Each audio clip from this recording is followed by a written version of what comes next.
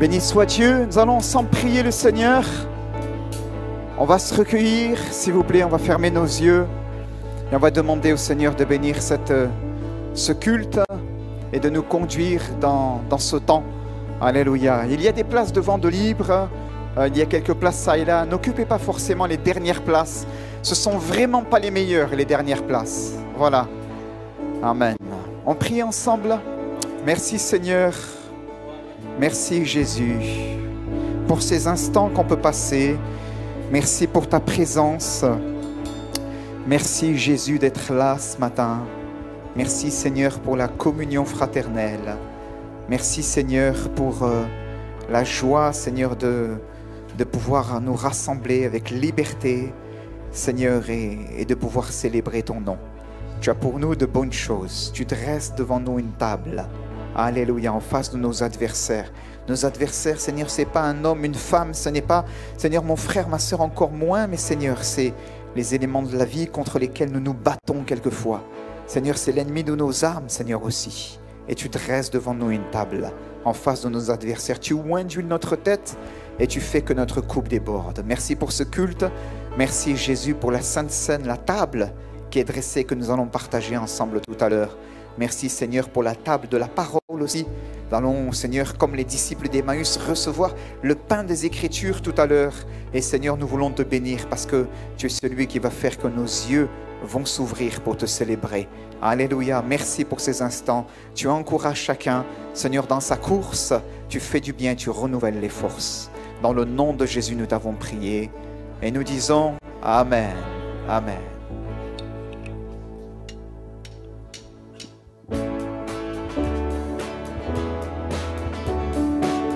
Alléluia. Est-ce que tu es venu louer le nom du Seigneur ce matin? On va prendre le temps de célébrer le nom de notre Sauveur. Amen.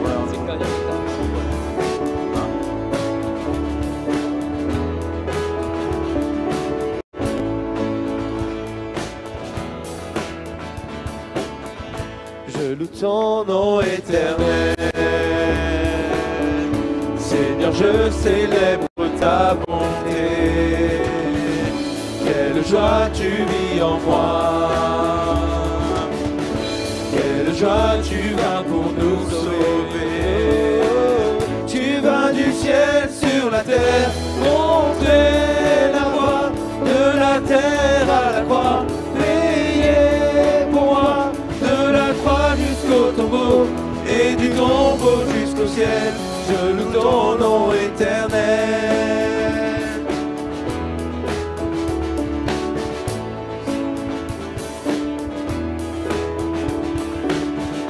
Je loue ton nom éternel.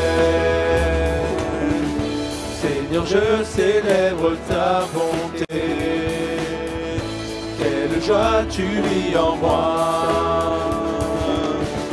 Quelle joie tu vas pour nous sauver.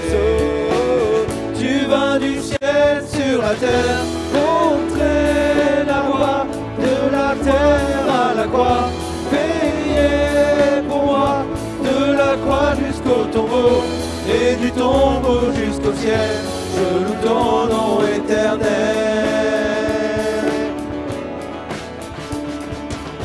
Tu vas du ciel sur la terre, montrer la voie de la terre à la croix.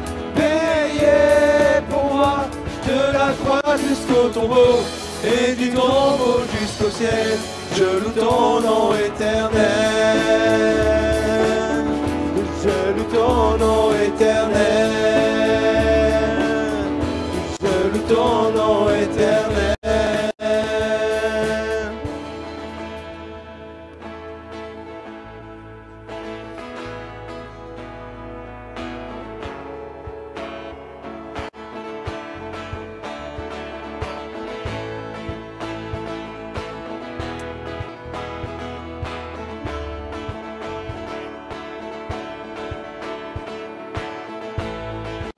Béni soit ton nom dans le lieu de bénédiction.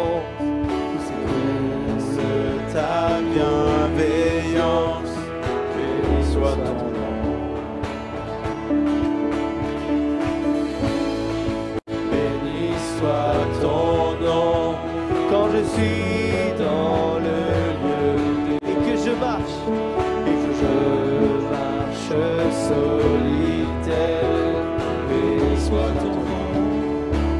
tes bienfaits. Pour tous tes bienfaits. Chant de louange. Et même au cœur de la nuit, Seigneur, je redirai. Béni soit le nom du Seigneur. Béni soit ton nom. Béni soit le nom du Seigneur. Béni soit ton glorieux nom. Béni soit le nom du Seigneur. Béni soit ton nom. Béni soit le nom du Seigneur. Béni soit ton glorieux nom. Seigneur, tu as donné. Seigneur, tu as donné. Seigneur, tu as repris. Malgré tout, je dirai que ton nom soit béni. Seigneur, tu as donné. Seigneur, tu as repris. Malgré tout, je dirai que ton nom soit béni. Alléluia. Ce matin, je voudrais vraiment nous inviter à réaliser ces paroles. Ces paroles que Job va prononcer alors qu'il a tout perdu. Lui qui avait tellement de richesses, une grande famille, il a tout perdu. Et ce matin, je veux t'inviter à ne pas chanter ces paroles avec légèreté. On est dans un contexte où globalement le confort est là et où en France on est relativement pas à plaindre, même s'il y en a, c'est vrai, qui ont des fois des situations difficiles, mais je veux t'inviter à considérer cette parole ce matin. Seigneur, tu as donné, Seigneur, tu as repris. Est-ce que tu es prêt à tout lui donner? Est-ce que même s'il reprenait tout, tu dirais que ton nom soit béni?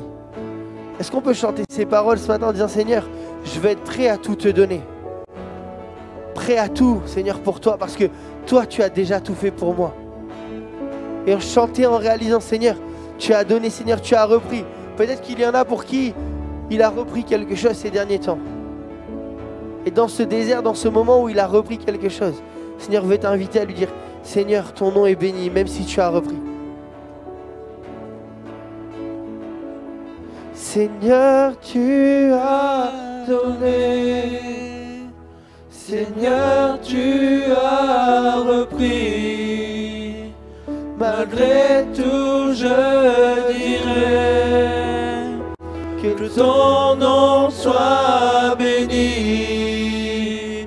Seigneur, tu as donné. Seigneur, tu as repris. Malgré tout, je dirai que ton nom soit béni. Seigneur, tu as donné. Seigneur, tu as repris. Malgré tout, je dirai que ton nom soit béni. Seigneur, tu as donné. Seigneur, tu as repris. Malgré tout, je dirai que ton nom soit béni. Béni soit le nom du Seigneur. Béni soit ton nom. Béni soit le nom du Seigneur. Béni soit ton glorieux nom. Béni soit le nom du Seigneur. Béni soit ton nom.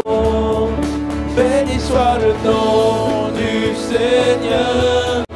Béni soit ton glorieux nom. Béni soit ton nom, soit le nom du Seigneur.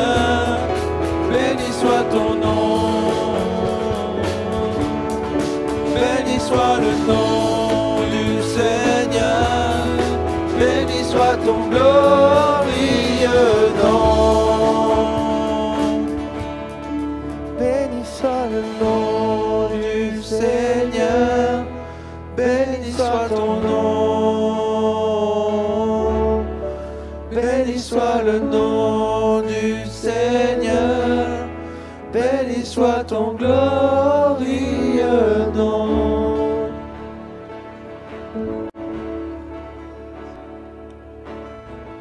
à celui qui a sauvé mon âme, à celui qui a ouvert ses bras, À celui qui est sauveur et roi, je chante à jamais. À celui qui a sauvé mon âme, à celui qui m'a ouvert ses bras, à celui qui est sauveur et roi, je chante à jamais. à celui qui a sauvé mon âme, à celui qui m'a ouvert ses bras, À celui qui est sauveur et roi, je chante à jamais.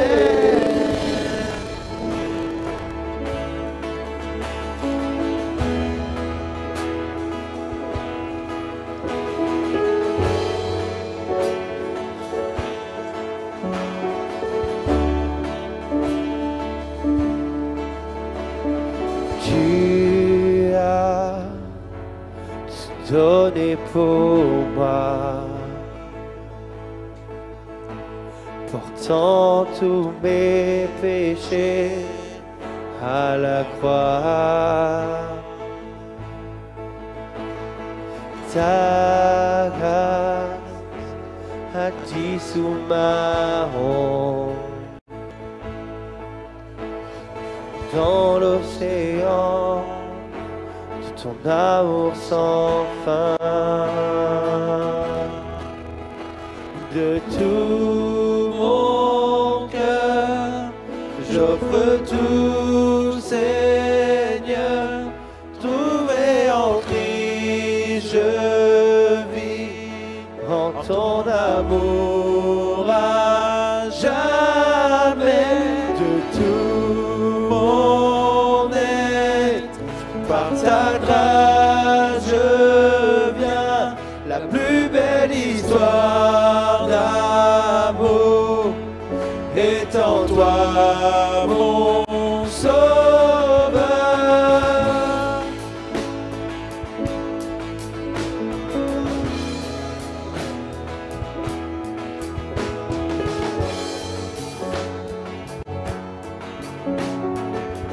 ta grâce rugit, ta grâce rugit, tel un vent violent. Ton amour a terrassé l'amour.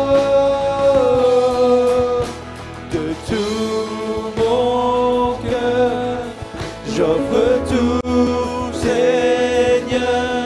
Trouvé en Christ, je vis en ton amour à jamais. De tout mon être, par ta grâce je viens, la plus belle histoire d'amour est en toi, mon sauveur.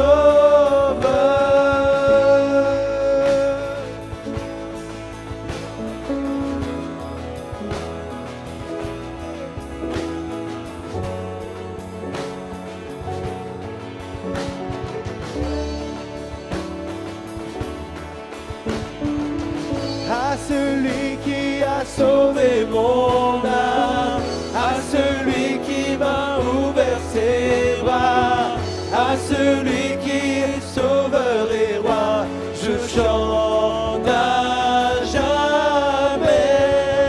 À celui qui a sauvé mon âme, à celui qui m'a ouvert ses bras, à celui qui est sauveur et roi, chante à jamais. Chante de tout ton cœur à celui qui a sauvé mon âme, À celui qui m'a ouvert ses bras, à celui qui est sauveur et roi, je chante à jamais.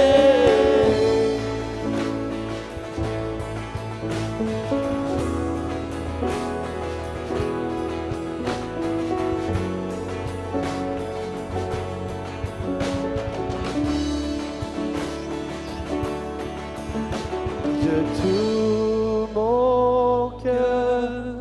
J'offre tout, Seigneur, trouvé en Christ, je vis en ton amour à jamais.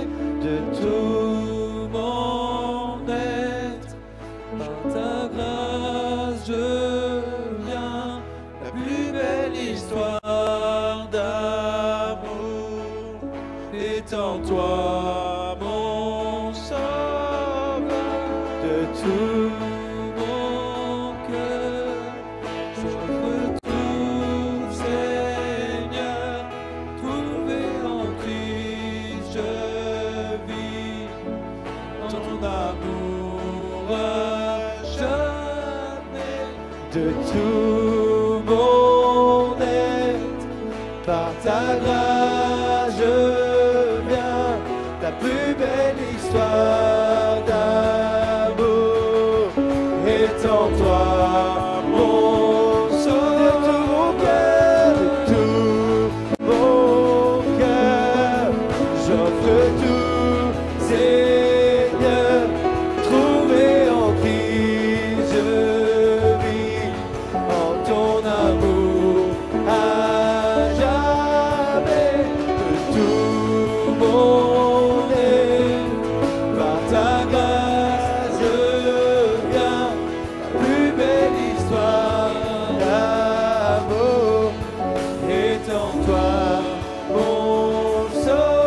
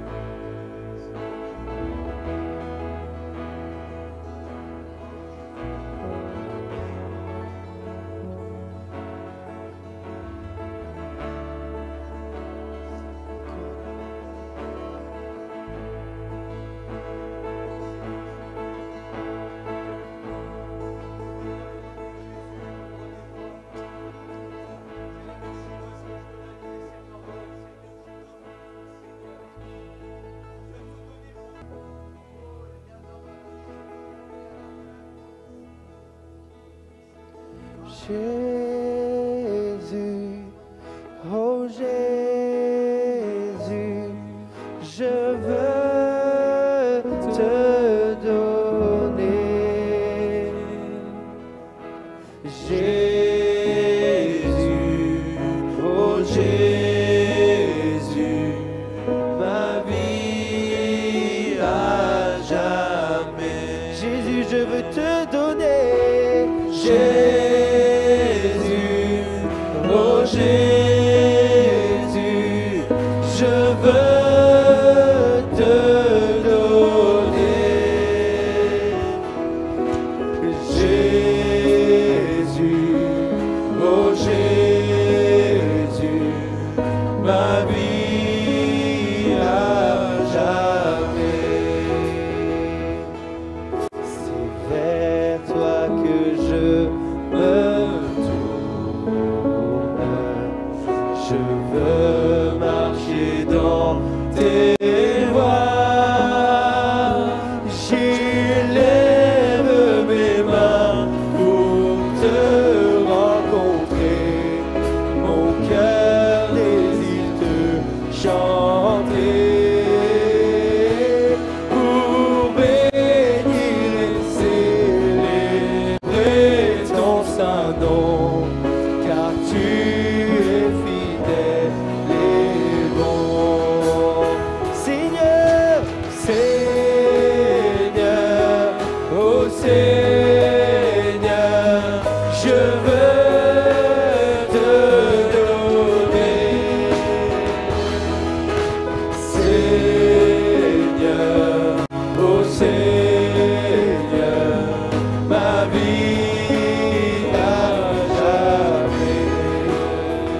vers toi, c'est vers toi que je me tourne. Je veux marcher dans tes voies. J'élève mes mains pour te rencontrer. Mon cœur désire te chanter. Pour bénir et célébrer ton saint nom, car tu es fidèle et bon. Seigneur, Seigneur, oh Seigneur, je veux te donner.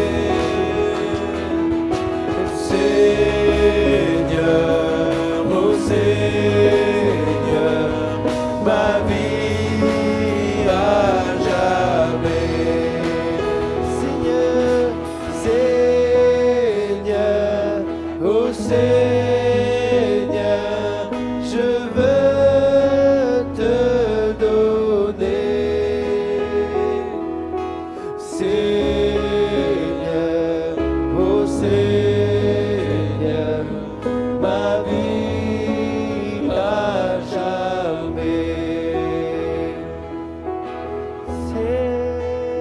Seigneur, oh Seigneur, je veux te donner. Seigneur, oh Seigneur, ma vie à jamais.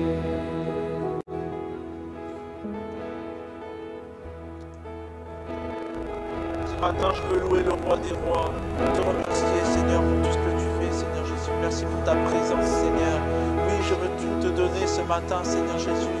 Te donner mon cœur, Seigneur. Te donner toute ma vie, Seigneur Jésus. Oui, Seigneur, nous avons pris position devant toi, Seigneur, pour la plupart, Seigneur. T'avons donné nos vies, Seigneur. T'avons donné nos cœurs, Seigneur Jésus. Oui, nous chantons tes louanges ce matin parce que tu es digne, Seigneur Jésus. Et Seigneur, nous voulons mesurer, Seigneur, nos paroles, Seigneur Jésus. Oh Seigneur, vraiment, Seigneur, le dire avec foi, Seigneur, et le penser de tout notre cœur, Seigneur. Oui, je te donne tout ce matin, Seigneur. Toute ma vie, Seigneur, est pour toi, Seigneur. Parce que tu as tout donné à la croix, Seigneur. En retour, je veux te donner toute ma vie, Seigneur. Merci, Seigneur, pour tout ce que tu fais, Seigneur.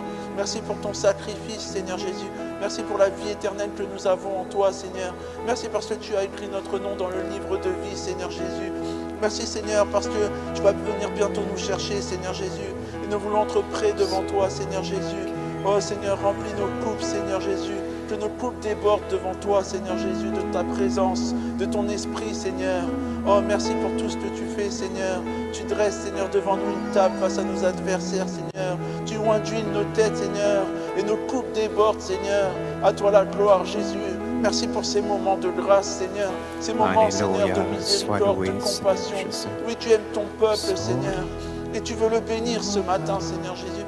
Tu veux nous visiter ce matin, Seigneur. Que ton esprit, Seigneur, souffle sur nous, Seigneur Jésus. Qui nous envoie, Seigneur, la paix. Qui nous envoie la guérison. Qui nous envoie la joie, Seigneur. Cette joie, Seigneur, de t'appartenir. Merci, Éternel, que ton nom est grand, que ton nom est magnifique en sainteté. Je veux louer ton nom ce matin de toute ma force, Seigneur, de toute ma pensée. À toi la gloire, mon Dieu. Amen. Alléluia. Béni soit le Seigneur. Pendant que nous continuons à bénir le Seigneur, les bien-aimés désignés pour la Sainte Savance, s'il vous plaît. Alléluia. Continuons à lever le Seigneur. Il est Dieu au-dessus des cieux. Il est le parfait, il est le merveilleux. Alléluia. Amen. Levons nos voix ce matin. Bénissons le Seigneur. Alléluia. Amen. Merci Seigneur pour ces instants. Amen. Dans Matthieu chapitre 28, il nous est dit: après le sabbat, à l'aube du premier jour de la semaine, Marie de Magdala et l'autre Marie allèrent voir le sépulcre. Et voici, il y eut un grand tremblement de terre, car un ange du Seigneur descendit du ciel, vint rouler la pierre et s'assit dessus. Son aspect était comme l'éclair, et son vêtement blanc comme la neige. Les gardes tremblèrent de peur et devinrent comme morts. Mais l'ange prit la parole et dit aux femmes, « Pour vous, ne craignez pas, car je sais que vous cherchez Jésus qui a été crucifié. Il n'est point ici, il est ressuscité comme il avait dit. Amen. » Seigneur Jésus, merci parce que oui, ton passage, Seigneur, dans ta parole nous rappelle, Seigneur, que tu es le Dieu, le vrai, le vivant, l'unique, Seigneur mon Dieu. C'est toi, Seigneur Jésus, qui a pris nos péchés, Seigneur. C'est toi, Seigneur, qui a vaincu la mort, Seigneur. Rien ne t'a arrêté, Seigneur, parce que tu peux tout, Seigneur Jésus. Et nous voulons encore ce matin, Seigneur mon Dieu, te remercier, Seigneur, pour ces instants, Seigneur. Merci parce que nous allons prendre ce pain et ce vin, Seigneur, avec un cœur sincère, Seigneur mon Dieu. Je te prie de bénir toutes ces personnes qui se trouvent dans ce lieu, Seigneur mon Dieu, de toucher leur cœur, Seigneur, à travers ta parole, Seigneur, que tu leur parles ce matin, Seigneur, que tu nous parles, Seigneur, ce matin. Que tu bénisses ton serviteur qui va apporter ta parole, Seigneur, ce matin, Seigneur. Merci, Seigneur Jésus, parce que tu es la vie, la vérité, Seigneur mon Dieu. C'est toi qui peux tout, Seigneur mon Dieu. Et Seigneur, vraiment, nous voulons encore te remercier ce matin, Seigneur mon Dieu. Merci pour tout, Seigneur. Bénis mes frères et mes sœurs, Seigneur. Présent, bénis tous aussi qui n'ont pas pu se joindre à nous ce matin, Seigneur. Tu vois ceux qui sont chargés, fatigués par la maladie, Seigneur. Tu vois tous nos bien-aimés qui ne sont pas là, Seigneur, de les bénir, de les réconforter également, Seigneur mon Dieu. Merci pour tout, Seigneur, pour tout ce que tu fais dans nos vies, Seigneur, pour tout ce que tu vas encore faire, Seigneur. Que toute la gloire te revienne, nom précieux de Jésus. Amen. Amen. Amen.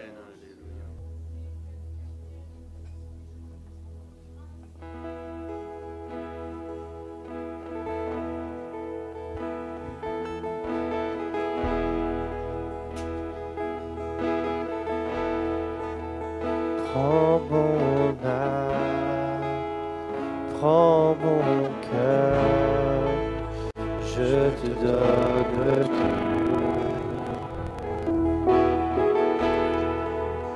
Prends ma vie, me voici, je te donne tout. Prends mon âme, prends ma prends mon cœur, je te donne tout. Prends ma vie, me voici, je te donne tout.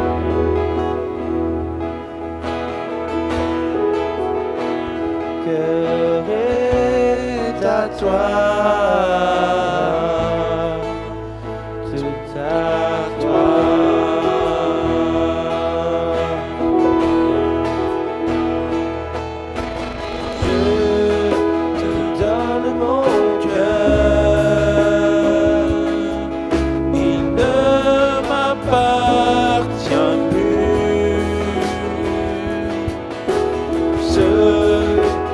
J'ai de meilleur,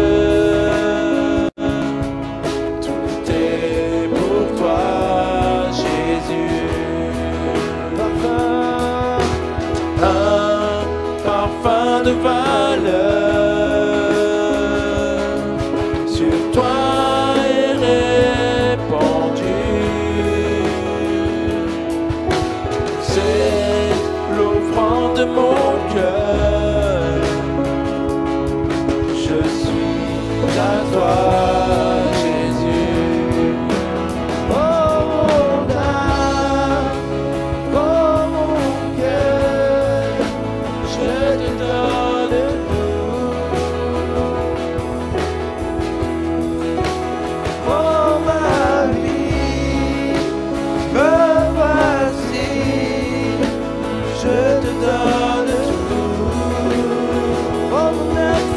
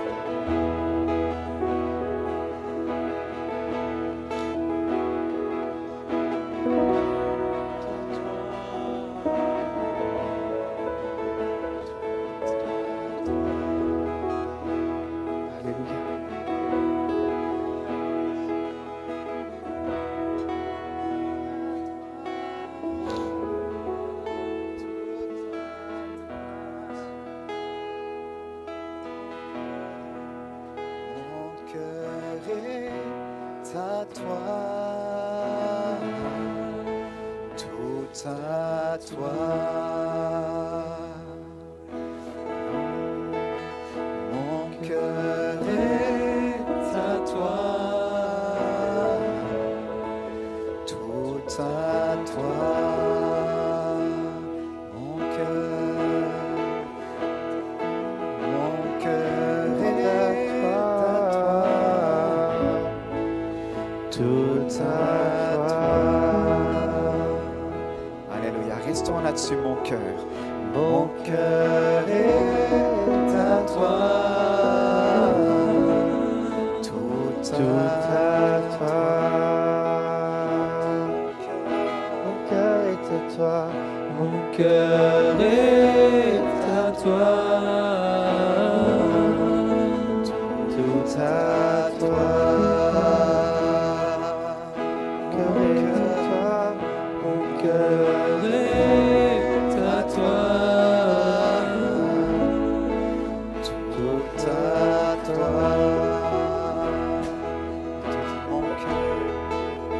mon cœur est à toi, tout à toi.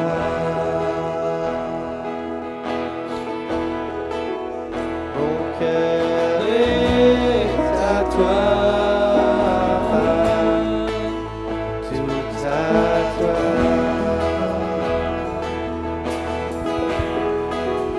tout à toi. est à toi, Tout à toi,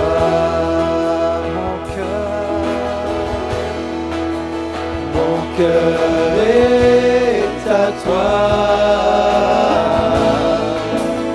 tout à toi.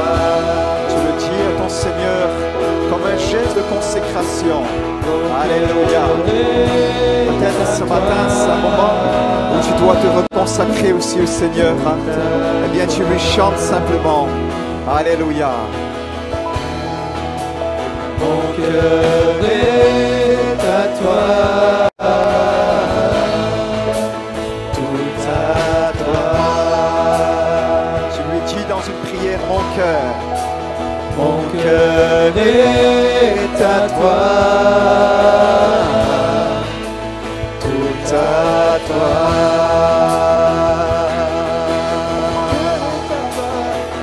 cœur est à toi, tout à toi.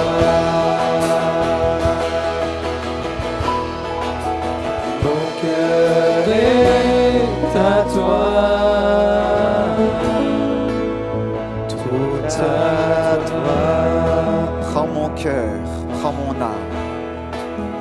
Oh mon âme, oh mon âme, je te donne tout.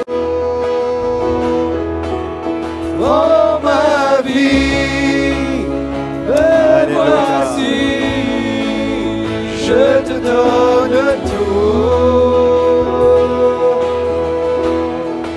Oh, prends mon âme, prends mon cœur, je te donne tout. Oh ma vie, Alléluia. me voici, je te donne tout. Mon cœur, oh prends mon âme, oh mon cœur, je te donne tout. Oh ma vie, Sois loué, me Seigneur Jésus. voici, Passe par ton vent, je te Esprit de donne Dieu. tout. Socorra de requer, yorodoro, yorodoro. Alléluia. Mon cœur est Alléluia. à toi. Socorre de que yorodoro, yorodoro. Tout à toi. Oui, mon cœur. Mon cœur. Cœur est Alléluia. à toi. Tout Alléluia. à toi. Socorre de que yorodoro. Oh, mon cœur est à toi. Alléluia. Renta uscorre de que yorodoro. Shakara barakari yorodoro. Alléluia.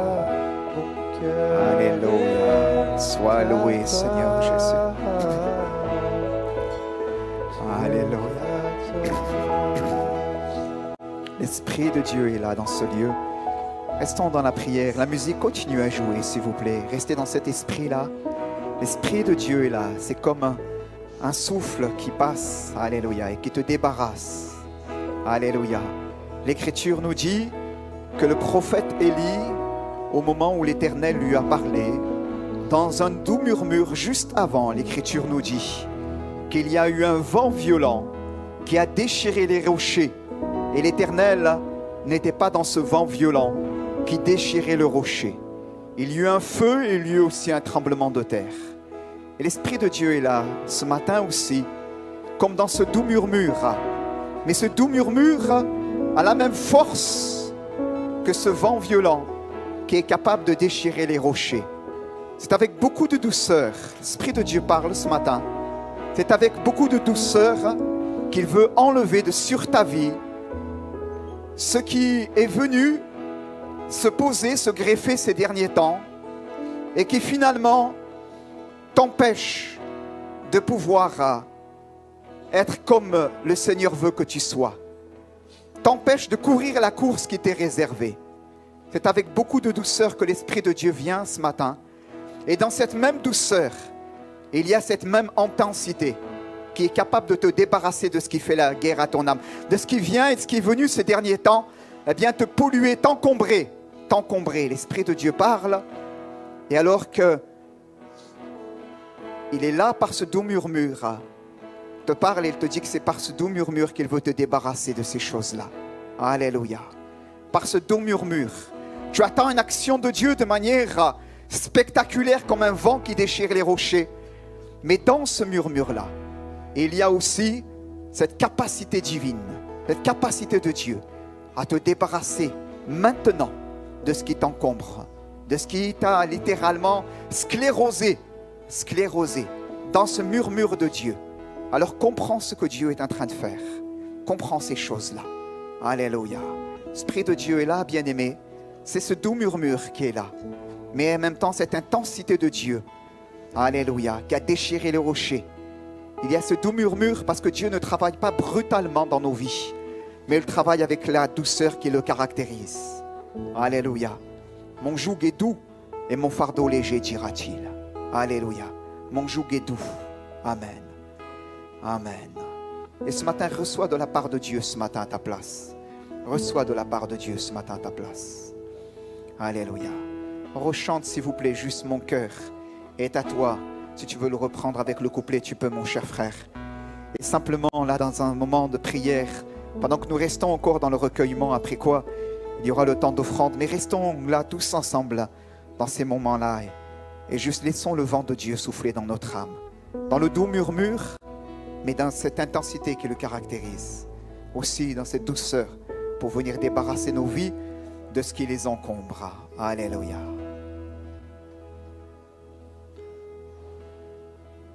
Prends mon âme, prends mon cœur, je te donne tout.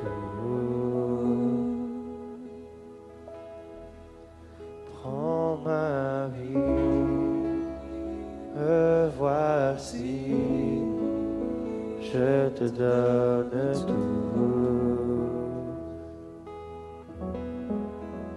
Prends mon âme, prends mon cœur. Alléluia. Vous pouvez nous lever s'il vous plaît à notre place et de garder les yeux fermés devant le Seigneur juste pendant que ces chants. Après quoi on va passer à la suite du culte. Oh, me voici, je te donne tout.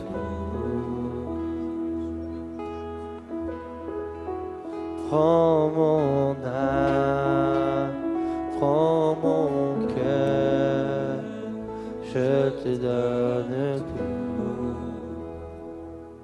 Prends ma vie, prends ma vie, me voici, je te donne tout.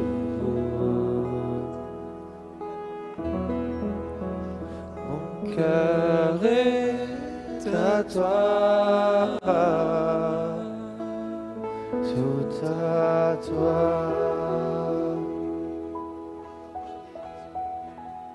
Mon cœur est à toi, tout à toi.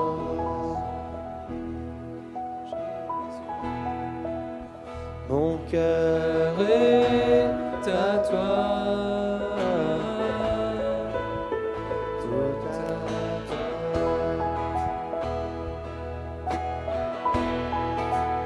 Mon cœur est à toi, tout à toi.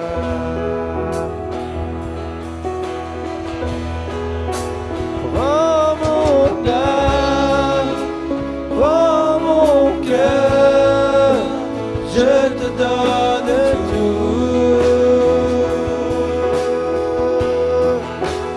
Prends ma vie, me voici, je te donne tout. Oh, prends mon âme, prends mon cœur, je te donne tout. Prends ma vie, me voici, je te donne tout. Mon cœur est à toi, tout à toi.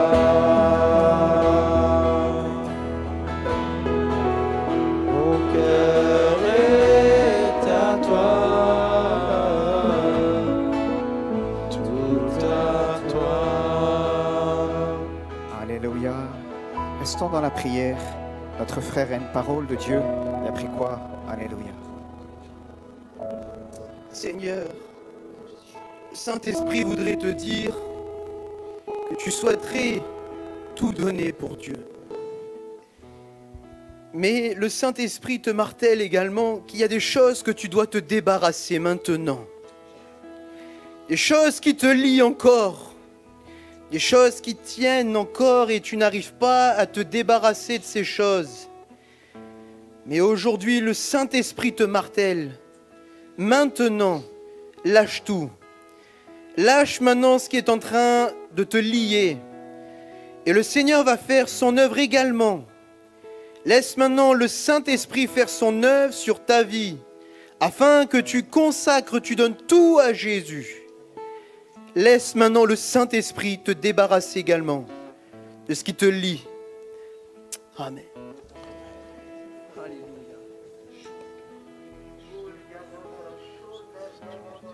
Alléluia. Alléluia. Oui, je sens dans mon cœur que c'est un temps de consécration ce matin. Le Seigneur en appelle plusieurs.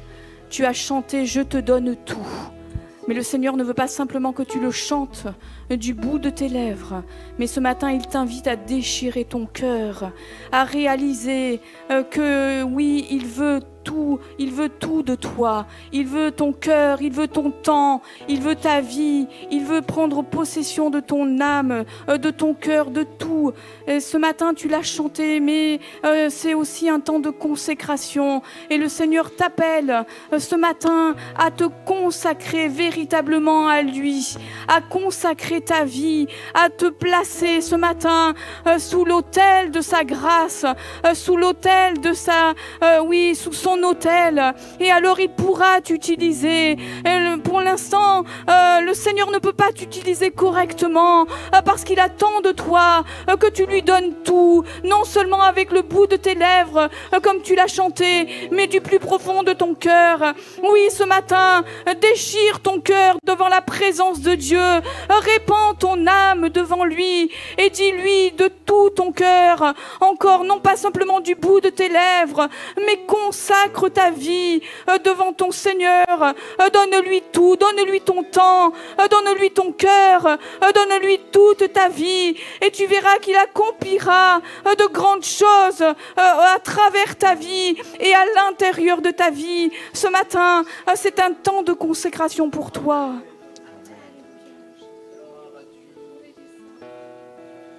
Alléluia, béni soit le Seigneur. Alléluia. Merci Jésus. Alléluia.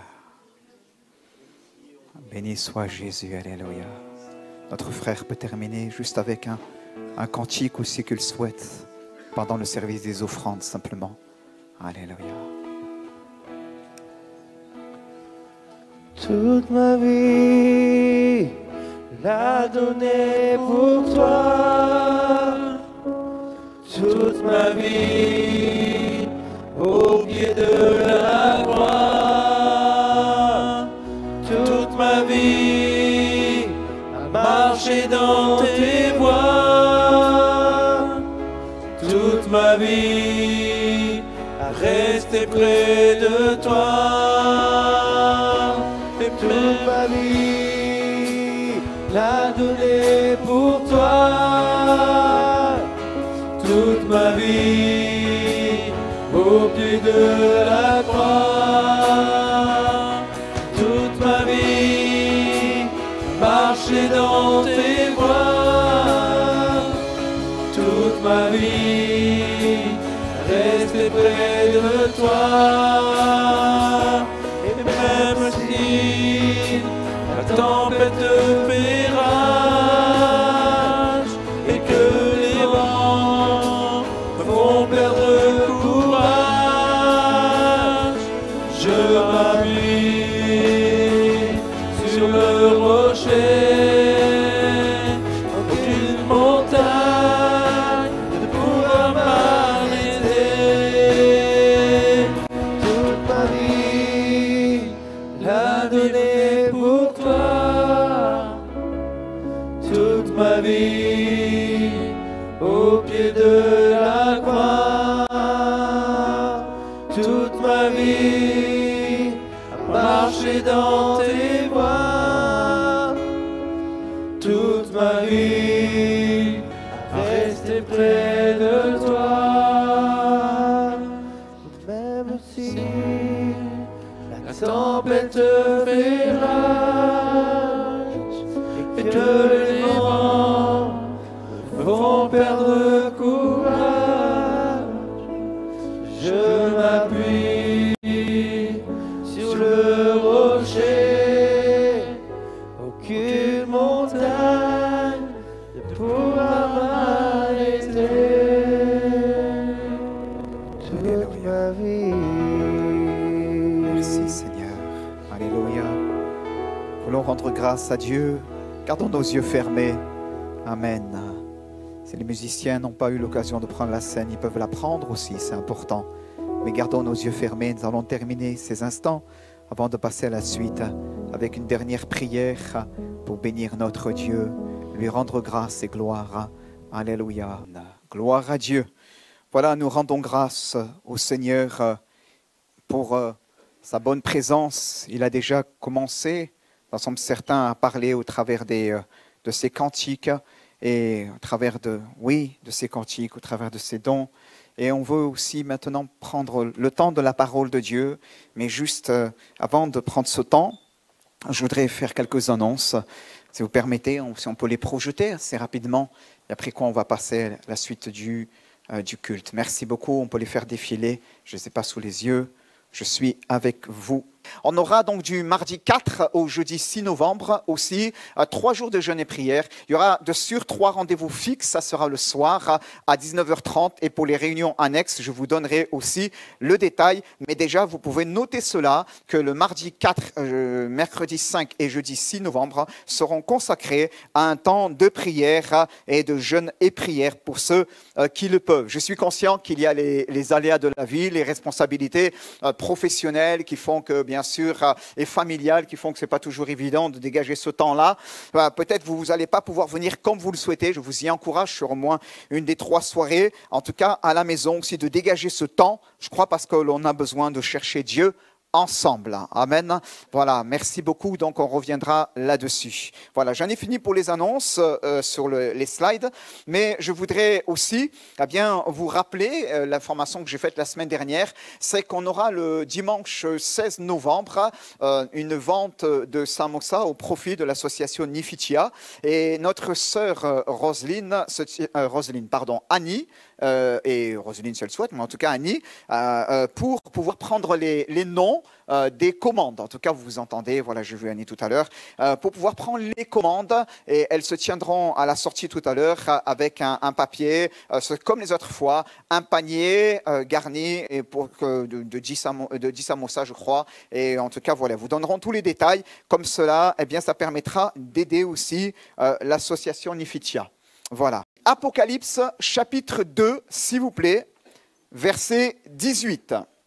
Nous allons continuer notre série que nous avons commencée il y a de cela quelques semaines sur les lettres aux 7 églises du livre de l'Apocalypse. On se souvient, Jésus va dire à son serviteur Jean, écris aux 7 églises, et il va les nommer, ce que tu vois, écris-le, il va dire. Ce que tu vois, écris-le et adresse-le, envoie-le aux 7 églises, à Éphèse, à Smyrne, à Pergame, à Thyatire, à Sardes, à Philadelphie et à Laodicée. Et ce matin, nous sommes là dans cette 4e lettre qui est adressée à l'église de Thyatire. On va en faire la lecture, bien-aimés, mais c'est intéressant de noter que cette 4e lettre est la plus longue de toutes. C'est la plus longue de toutes. Et on va voir tout à l'heure, au fil de la méditation, pourquoi finalement cette 4e lettre est la plus longue de toutes, et pourquoi le Seigneur l'a voulu ainsi. Par pousser, c'est par l'inspiration, c'est par le souffle de Dieu, eh bien, que des hommes ont parlé de la part du Seigneur, et bien sûr ont écrit aussi le Saint-Livre, je pense à ce moment-là de Jean, eh bien, qu'il va recevoir cela, et il y a une raison pourquoi cette lettre occupe une place prépondérante parmi les 7 autres lettres, et on va ensemble méditer là-dessus. Écrit à l'ange de l'église de Thyatire. Alors je commence avec ma version à moi, mais après vous inquiétez pas, je vais vous rejoindre dans la version Louis II, la classique, pour l'ensemble des références bibliques et même celles que je vais répéter par rapport à cela, mais dans ma Bible papier, c'est la colombe. Merci. Écrit à l'ange de l'église de Thyatire. Voici ce que dit le Fils de Dieu, celui qui a les 7 yeux comme une flamme de feu et dont les pieds sont semblables à du bronze. Je connais tes œuvres, ton amour, ta foi, ton service, ta persévérance et tes dernières œuvres, plus nombreuses que les premières. Mais ce que j'ai contre toi, c'est que tu laisses la femme Jézabel, qui se dit prophétesse, enseigner et séduire mes serviteurs pour qu'ils se livrent à l'inconduite ou à la débauche et qu'ils mangent des viandes sacrifiées aux idoles. Je lui ai donné du temps pour se repentir, mais elle ne veut pas se repentir de son inconduite ou de sa débauche. Voici, je la jette sur un lit, ainsi que dans une grande tribulation, et ceux qui commettent adultère avec elle, à moins qu'ils ne se repentent de leurs œuvres, de ses œuvres. Je frapperai de mort ses enfants. Toutes les églises connaîtront que moi, je suis celui qui sonde les cœurs et les reins, et je vous rendrai à chacun selon ses œuvres. Mais à vous, à tous les autres de Thyatire, qui n'ont pas cette doctrine et qui n'ont pas, comme ils disent, connu les profondeurs de Satan, je dis, je ne mets pas sur vous d'autres fardeaux, seulement ce que vous avez, tenez-le ferme ou retenez-le fermement jusqu'à ce que je vienne. Au vainqueur, à celui qui vaincra et qui garde mes œuvres jusqu'à la fin, je donnerai autorité sur les nations. Avec un sceptre de fer, il les fera paître comme on brise les vases d'argile. Ainsi que je l'ai reçu moi-même, moi-même le pouvoir de mon Père, je lui donnerai l'étoile du matin. Que celui qui a des oreilles écoute ce que l'Esprit dit aux églises. Nous disons Amen. Oui, que celui qui a des oreilles, je crois que vous en avez, d'accord? Alors écoute ce que l'Esprit dit aux églises. Amen. Donc, je l'ai dit tout à l'heure, on est dans cette série des 7 lettres et nous avons eu l'occasion de regarder à la lettre à l'église de Éphèse, à celle de Smyrne, à celle de Pergame la semaine dernière et j'ai mis en évidence qu'à chaque fois, il y a une dominante dans chacune de ces lettres. À Éphèse, il parle de l'amour. Ce que j'ai contre toi, c'est que tu as abandonné ton premier amour. À la deuxième, à Smyrne, il parle de la souffrance et il lui dit ne crains pas ce que tu vas souffrir. À la troisième, il parle à Pergame et il lui parle de vérité en ce que lorsque nous considérons cela, eh bien, il va les mettre en garde contre la doctrine des Nicolaïtes en disant, eh bien, rappelle-toi donc, sinon je viendrai à toi et je les combattrai avec l'épée de ma bouche. Amen. Donc il parle de vérité et à Thyatire, il parle de sainteté.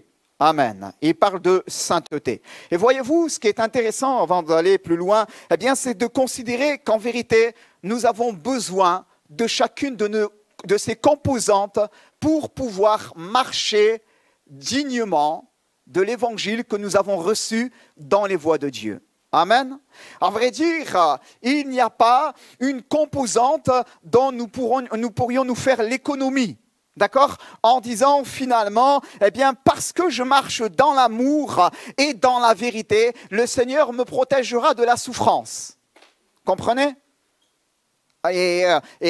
Ou encore, eh bien, parce que, eh bien, je marche dans l'amour, dans la vérité, et j'ai connu quelques tribulations, eh bien, je n'ai pas besoin de pouvoir marcher dans le sentier de la sainteté. Comprenez? Et en vérité, chacune de ces lettres met en évidence un élément qui est un élément fort dont nous avons tous besoin en tant que croyants et dont chaque église locale a besoin aussi. Amen? Amen. Vous êtes avec moi ce matin ou pas? Alléluia. Il ne faut pas que je vous perde quelque part. Il ne faut pas que je vous ai oublié à Pergame. D'accord? Il ne faut pas que je vous ai oublié à Pergame. Ce matin, on va un petit peu plus loin. Donc, vous parlez un petit peu rapidement de Thyatire. Jésus dit, écris écrit à l'ange de l'église de Thyatire. À Thyatire, il y a eu une œuvre qui se trouve à peu près 90 km au nord-est de finalement Pergame, une œuvre qui s'est ouverte et on ne sait pas exactement comment l'église de Thyatire s'est ouverte, on va en parler tout à l'heure. Certains commentateurs disent que c'est peut-être dû à Lydie, la vendeuse de pourpre, on se souvient, qui était originaire de Thyatire, que nous voyons dans le livre des Actes des Apôtres au chapitre 16, verset 24, quand Paul va prêcher, on se souvient, à Philippe, eh bien, il y a là, il va se diriger près d'un plan d'eau, d'un cours d'eau, et il y a là quelques femmes qui sont en train de prier le Seigneur, et il y a parmi ces femmes, une femme qui s'appelle Lydie, qui est une craignant Dieu, qui est une vendeuse de pourpre et qui venait précisément de la ville de Thyatire. Alors, elle a été touchée par le Seigneur. On se souvient de ce passage, bien-aimés. Elle a été touchée par le Seigneur. Amen. J'espère, bien-aimés, que vous vous souvenez de cette histoire. Sinon, je vous encourage à lire la Bible. Amen. Et elle a été touchée par le Seigneur et elle va dire à Paul, eh bien, si vous m'en jugez digne, venez sous mon toit. Venez sous mon toit. Et Paul va effectivement aller avec l'ensemble des serviteurs sous son toit où ils vont là séjourner quelque temps et continuer à exercer le ministère. Et certains commentateurs s'accordent à dire que eh bien, cette femme est retournée par la suite dans sa ville et c'est peut-être chez elle que va naître l'église de Thyatire. Mais que ce soit de cette manière-là ou d'une autre manière, on ne sait pas. Là n'est pas l'important. Le fait est de constater qu'à Thyatire, il y avait une œuvre de Dieu. Amen. Thyatire, ce n'était pas une ville dans laquelle on avait bâti des temples pour les empereurs. D'accord? La semaine dernière, quand je vous ai parlé de Pergame, souvenez-vous, je vous ai parlé de Esculape, le dieu de la médecine. Je vous ai parlé de Athéna. Je vous ai parlé de Zeus Soter, le dieu sauveur par-dessus tout. On a mis en évidence le culte de l'empereur. Tout c'est une ville, Pergame, qui était le centre administratif de l'Asie mineure, mais en même temps qui était une ville hautement idolâtre. Mais Thyatire, ce n'était pas le propos. Thyatire, c'était une ville qui finalement était un peu de côté et qui s'est développée uniquement parce qu'elle a une bonne situation géographique. Elle se trouve eh bien, entre deux frontières, pour ainsi dire. D'accord? Thyatire, c'est Menton. C'est quand tu vas là-bas, en fait, juste après, tu arrives en Italie. D'accord? Voilà, c'est un petit peu ça, Thyatire. C'est pas Nice. Non, c'est une ville qui bénéficie d'un certain cadre. Bien sûr, elle n'était pas au bord de l'eau, je l'ai dit, elle était à l'intérieur des terres, mais qui n'a pas tiré son épingle finalement de par sa richesse administrative, économique, etc., mais de par sa situation géographique entre deux endroits. Et comme auparavant, avant qu'il y ait l'espace Schengen, toutes ces choses-là, il y avait en France des postes frontières. D'accord? Ok? Et il y avait, si vous alliez en Italie, en direction de Vintimille ou peu importe, du côté de Menton, etc., pour rejoindre le pays à côté, il fallait passer le tchèque, le poste frontière, pour pouvoir aller plus loin. Et Thyatire, c'était une ville comme cela, une ville qui se trouvait sur un axe routier principal qui était incontournable lorsqu'on voulait se rendre d'un endroit à l'autre. C'était incontournable. Et à cause de cela, Thyatire va à un moment donné tirer son épingle du jeu et va connaître une certaine croissance économique. D'accord? Parce que finalement, eh bien, elle est bien, malgré tout, située. Rome n'a pas misé dessus, mais le commerce est ce qu'il est et elle va pouvoir ainsi se développer. Et Thyatire va devenir une ville connue pour différentes choses, on va en parler tout à l'heure, mais notez, gardez ça dans un coin de votre tête, elle va devenir une ville connue et célèbre pour ses ateliers de tissage, pour ses tanneries, pour ses fonderies et ses poteries. Et c'est pour cela, juste pour vous conduire un peu plus loin tout de suite, et après on va revenir en arrière, c'est pour cela que Jésus se présente à elle comme étant celui qui a des yeux semblables à des flammes de feu.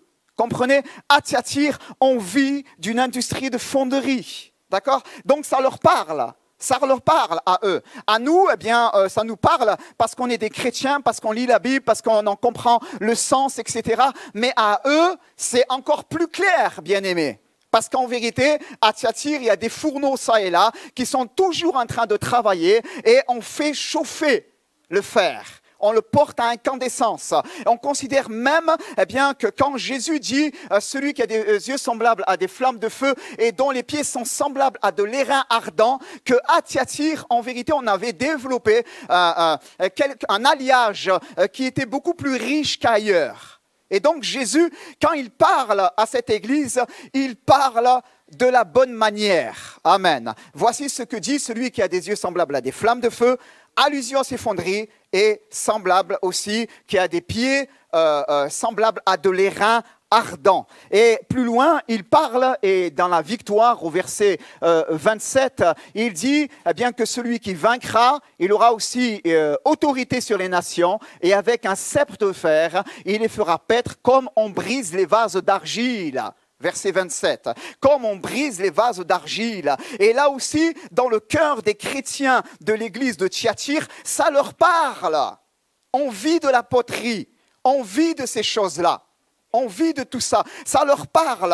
Jésus, avec des yeux semblables à des flammes de feu, avec des pieds qui sont comme de l'airain ardent, comme il est chauffé à blanc littéralement, et, ou encore l'autre, son autorité, semblable à celui qui brise des vases d'argile.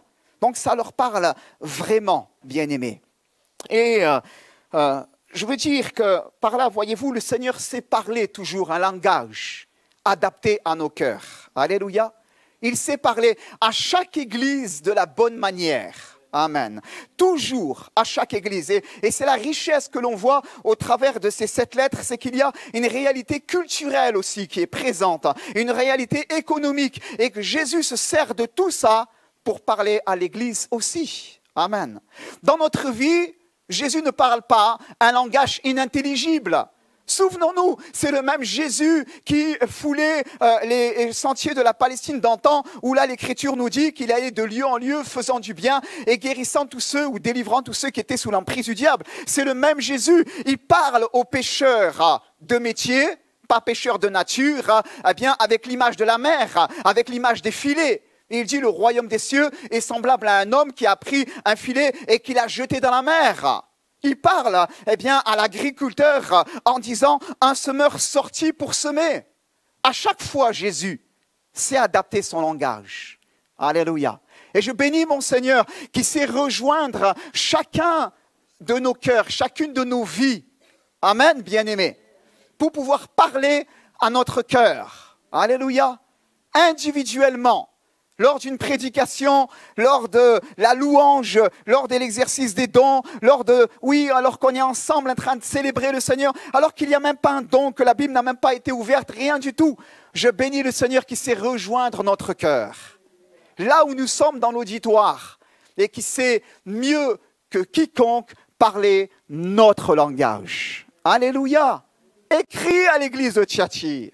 Voici ce que dit celui qui a des yeux semblables à des flammes de feu et des pieds semblables à de l'airain ardent. Celui qui brise, qui va dominer sur les nations avec une verge de fer, un sceptre de fer, comme on brise l'argile, la poterie. Il parle. Alléluia. Il parle. Béni soit le Seigneur. Oh, ce matin, je t'invite, eh bien, dans ta vie, lorsqu'il te parle, à ne pas faire la sourde oreille, à ne pas laisser tomber à terre sa parole. C'est pour cela qu'il est écrit que du temps de Samuel, la parole de Dieu était rare en ce temps-là. Parce que le Seigneur ne trouvait aucun interlocuteur pour pouvoir la recevoir. Dieu parle tantôt d'une manière, tantôt d'une autre, et l'homme n'y prend point garde. C'est terrible. Et voyez-vous, quelquefois le Seigneur parle. Et on sait très bien qu'il parle. On sait très bien. Pourquoi ?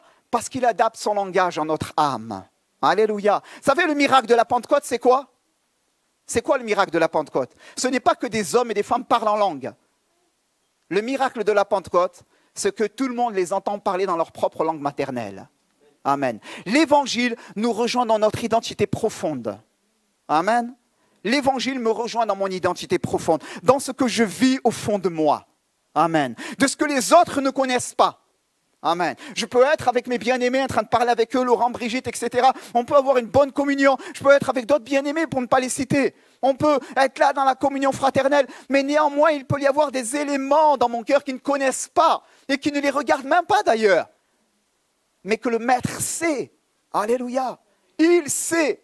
Et il sait adapter son langage à mon âme. Il me rejoint dans mes besoins, dans les circonstances dans mon cœur, pour pouvoir me dire, mon enfant, alléluia, et pour pouvoir m'amener et me ramener, s'il convient, dans toutes ses voies. Alléluia. Thyatire, voyez-vous, ça signifie littéralement odeur d'affliction. Odeur d'affliction. On va le voir tout à l'heure, pourquoi, bien-aimés. Cette église, cette ville s'appelle ainsi odeur d'affliction. Certains vont traduire aussi sacrifice perpétuel ou offrande continuelle. Ou offrande continuelle. Et voyez-vous, je crois bien que dans le milieu dans lequel l'église de Thyatire se trouvait, elle avait le choix d'être un sacrifice de bonne odeur pour son Dieu ou d'être plutôt une odeur d'affliction. Comprenez ? Et c'est frappant, on va en parler, bien-aimés, eh bien de voir comment le Seigneur met en évidence les points forts de cette église. Et il lui dit, je connais tes œuvres, ton amour, ta foi, ton service, verset 19, ta persévérance et tes dernières œuvres plus nombreuses que les premières. Jésus dit, tout cela, je connais toutes ces choses-là. Toutes ces choses-là, je les connais très bien. Mais il dit, voilà, ce que j'ai contre toi, c'est que tu laisses la femme Jézabel, qui se dit prophétesse, enseigner et séduire mes serviteurs. Il y a quelque chose que j'ai contre toi. Jésus lui dit cela aussi, bien-aimé. Voyez-vous, quand on regarde juste, tu peux mettre le verset précédent, mon cher frère, merci beaucoup. Eh bien, quand on regarde cela, Jésus va mettre en évidence de très belles choses. Il parle de ses œuvres. Il parle de ses œuvres. Hein, j'ai noté tous ces mots-là. Permettez-moi juste. Jésus parle de la richesse de ces mots. Et il dit, je connais tes œuvres, c'est ergon.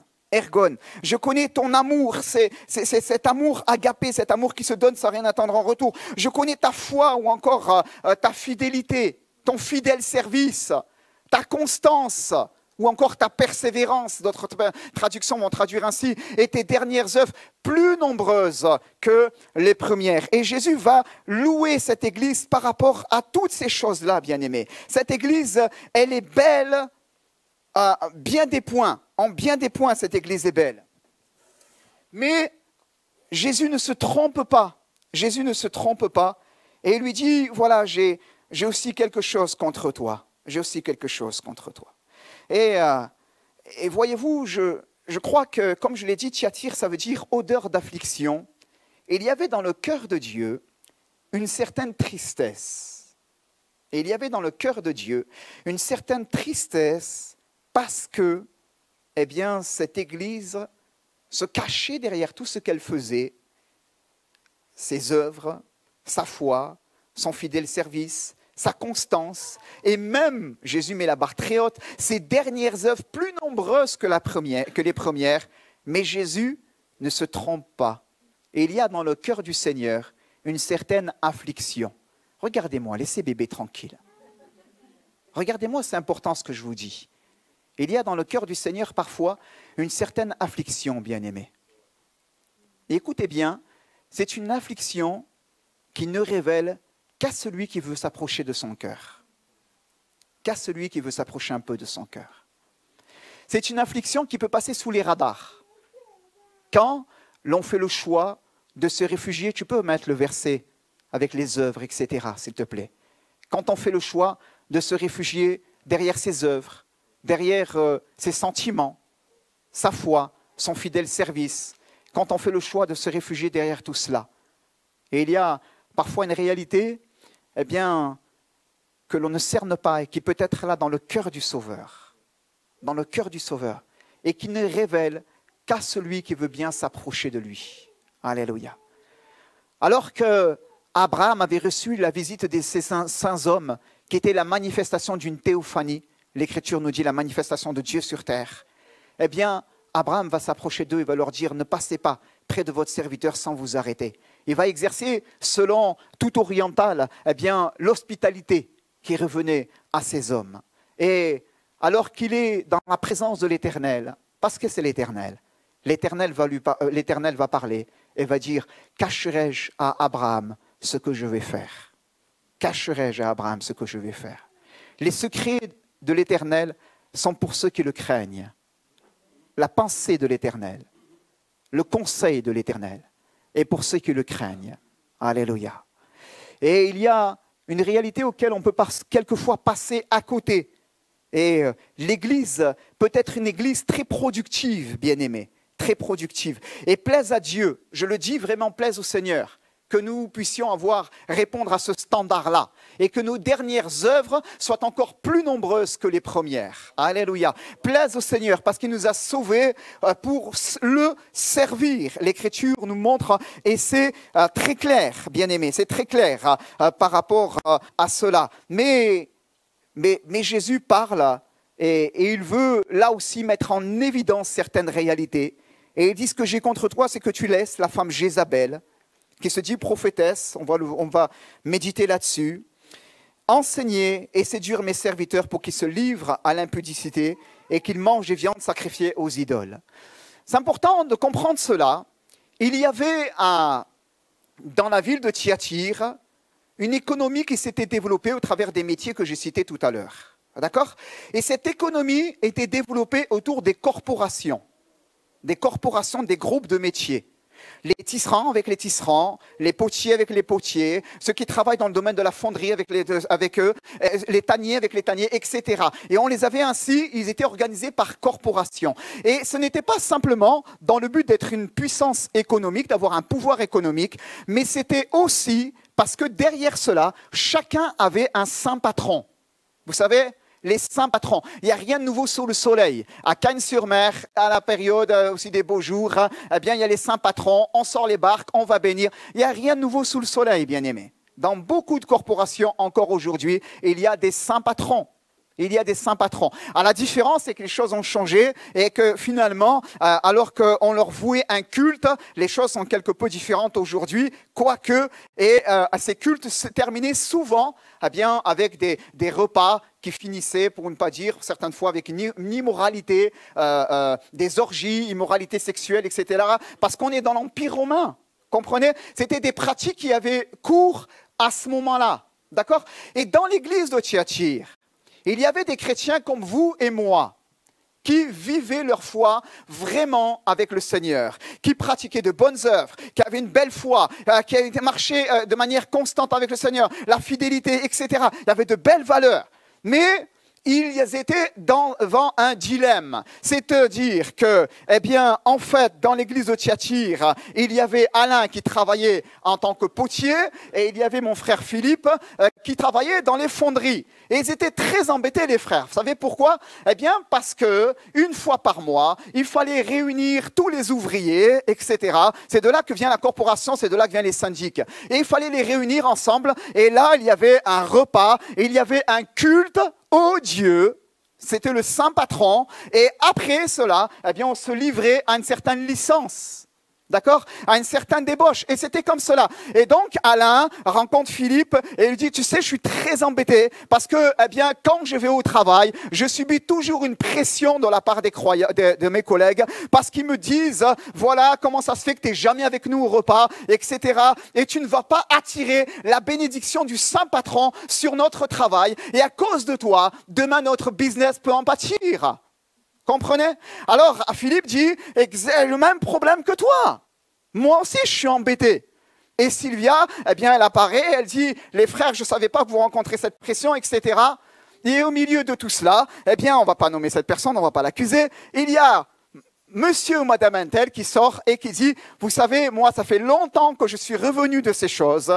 Jésus nous a enseigné que les idoles n'étaient rien. C'est des idoles muettes. Elles n'ont pas de souffle, elles n'ont pas d'oreilles.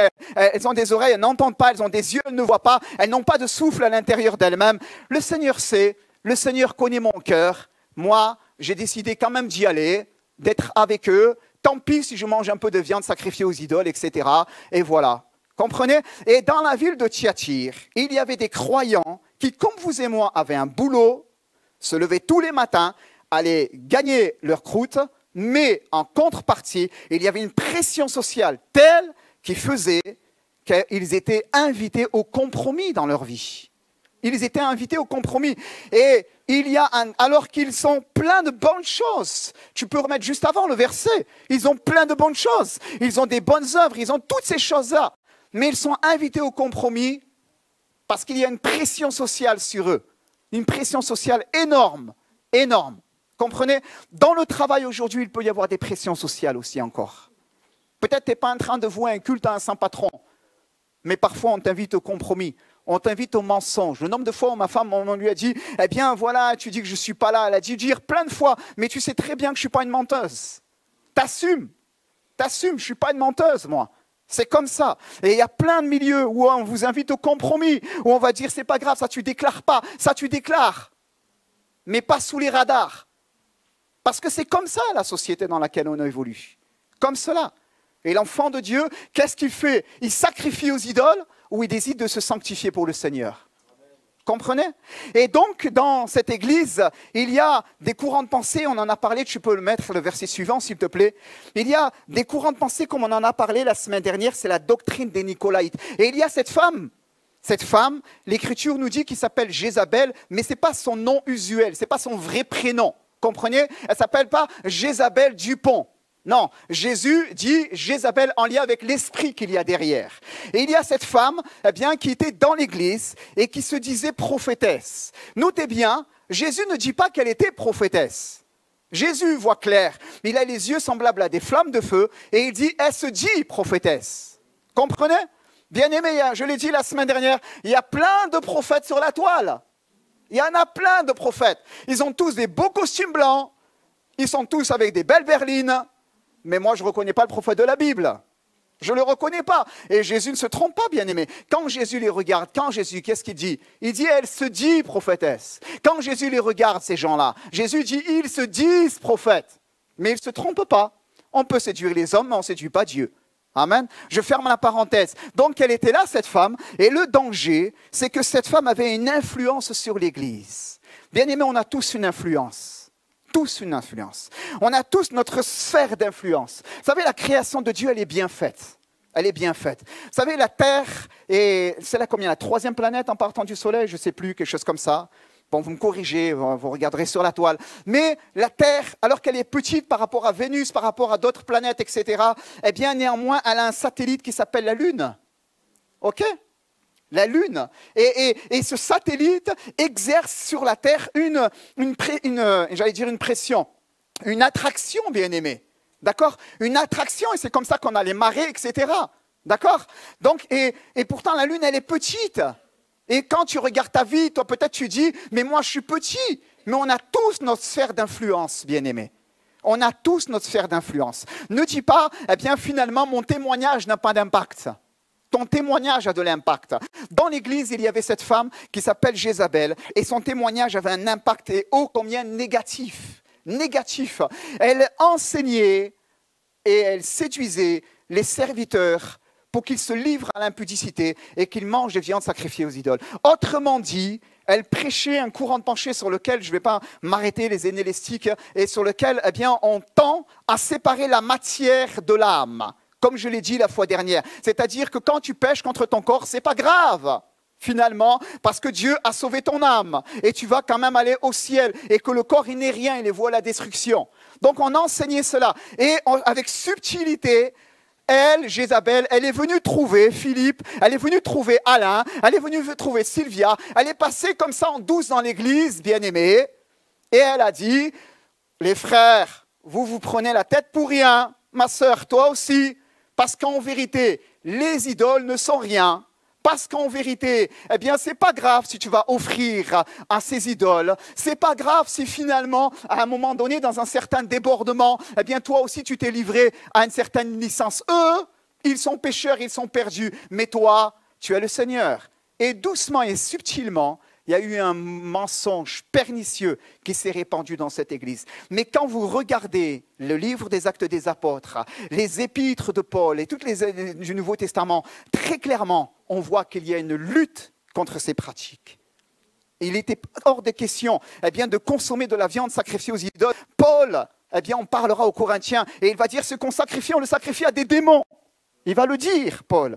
Et à plusieurs moments comme cela, eh bien, ça va être mis en évidence. Mais, étant donné la pression économique, vous savez, il fallait un peu vivre sa foi un peu tranquille. Et donc, on rabaisse le standard biblique. Comprenez? On rabaisse le standard biblique pour dire, OK, c'est pas grave. C'est pas grave, on vit un petit peu comme cela. C'est le conformisme au monde, bien-aimé. C'est le conformisme au monde.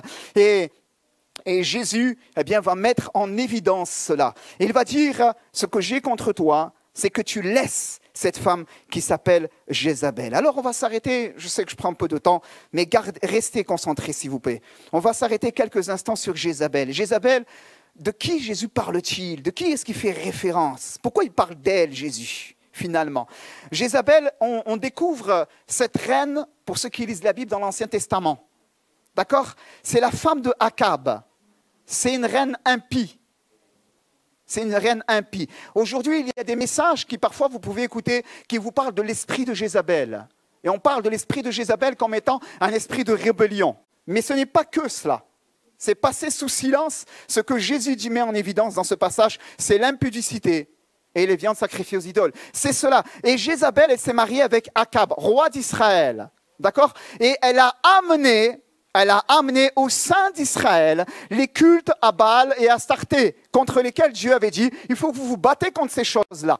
D'accord? Elle a amené l'idolâtrie. Et Jézabel, elle avait un ennemi, c'était le prophète Élie. Il n'y avait rien à faire. Elle ne supportait pas cet homme de Dieu. Pourquoi? Parce que cet homme de Dieu disait jusqu'à quand clocherait de deux côtés. Si l'Éternel est Dieu, elle est avec lui. Si c'est Baal, elle est avec lui. Donc il est invité à trancher. Il est invité à la sainteté. Et l'esprit de Jézabel ne supporte pas la voie de l'évangile. Ne supporte pas le fait qu'un homme veut te dire que tu dois marcher dans la sainteté avec Dieu. Comprenez? Et donc Jézabel, c'est cette femme impie, finalement, dont Jésus va parler. Mais notons, s'il vous plaît, un instant, on va regarder sa fin. Elle est très instructive. Tu peux mettre le passage, s'il te plaît, de 2 Rois, chapitre 9, verset 30. Regardez, lisez avec moi, s'il vous plaît, ces choses-là qui s'affichent sur l'écran devant vous. C'est la fin de Jézabel. C'est la fin de Jézabel. Jéhu entra dans Jezreel. Jézabel ayant appris, mit du fard à ses yeux. Alors, oui, on est bien ensemble, là, c'est bon. Merci beaucoup. Mit du fard à ses yeux et regarda par la fenêtre. Regardez Jézabel, elle se fait belle. Hein. Vous avez vu? Elle se fait belle. Et comme Jéhu franchissait la porte, elle dit, est-ce la paix, nouveau Zimri, assassin de son frère? Il leva le visage vers la fenêtre et dit, qui est pour moi? Qui? 2 ou 3 eunuques le regardèrent depuis la fenêtre en s'approchant de la fenêtre et il dit, jetez-la en bas. Jetez-la en bas. Et ils la jetèrent et il en rejaillit du sang sur la muraille. Elle s'est complètement explosée par terre. Non mais il faut le dire, hein. C'est ça ce que vous lisez. Hein. Et sur les chevaux, d'accord? Jéhu, écoutez bien, la foula aux pieds, il est avec les chevaux, et il la foule aux pieds littéralement. Et il va entrer, il va manger et boire, et il va dire, allez voir cette maudite et enterrez-la, car elle est fille du roi. Regardez bien le verset 35, c'est important. Et ils allèrent pour l'enterrer, mais ils ne trouvèrent d'elle que le crâne, les pieds et les paumes des mains. Vous avez vu? C'est cru, mais c'est très important, bien-aimés, ce que nous lisons. C'est très important ce que nous lisons. Parce que, voyez-vous, la parole de Dieu va s'accomplir à l'égard de cette prophétesse, de cette femme, qui est une reine impie, qui a emmené le peuple de Dieu dans l'idolâtrie. Et quand ça va arriver, l'Écriture nous dit alors qu'elle a été jetée par-dessus bord, qu'elle va s'éclater en bas. Ce n'est pas du tout une belle scène, mais c'est cru, mais c'est important.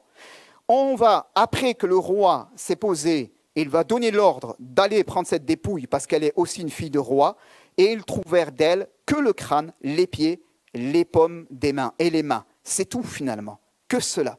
Et en fait, c'est très important parce que cela, bien aimé, met en évidence une réalité, c'est que, à vrai dire, l'esprit de Jézabel, même si la Jézabel en question est morte, l'esprit de Jézabel est toujours à l'œuvre, bien aimé. Et écoutez bien, c'est important ce que je vous dis.